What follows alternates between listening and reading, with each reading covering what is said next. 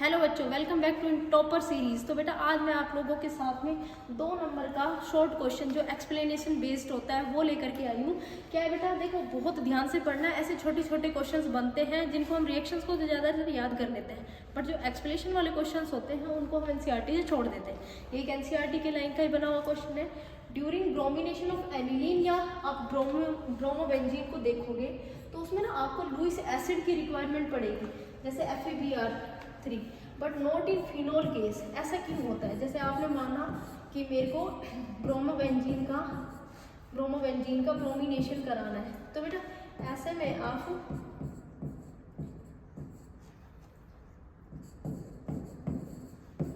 Lewis acid लेते हो,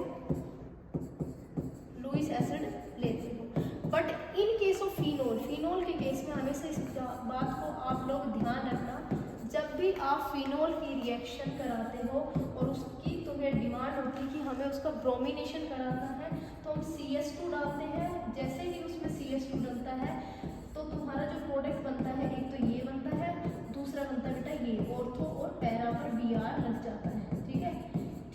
ठीक है बेटा, ऐसा इसलिए होता है क्योंकि जो OH ग्रुप है ये हाईली एक्टिवेटेड ग्रुप होता है, जो इस पूरे रिंग को एक्टिवेटेड कर देता है। तुरंत जैसे Br दिखेगा ये तुरंत अपने साथ में अटैच कर लेता है, इसलिए हमें लुईस एसिड FeBr3 की ज़रूरत नहीं पड़ती due to highly effect of OH group. जैसे कि आप लोगों को पता होगा, अगर मैं यहाँ पर Br2 वाटर लिखती हूँ तो ये इतना रिएक्टिव होता है कि गर्म पानी के साथ रिएक्ट करके, जैसे तुरंत गर्म पानी के साथ रिएक्शन करके 3 पोजीशन पर Br लगा लेता है। इसलिए बेटा हमें किसी भी लुईस एसिड जैसे FeBr3 की ज़रूरत नहीं पड़ती due to highly activated group presence OH।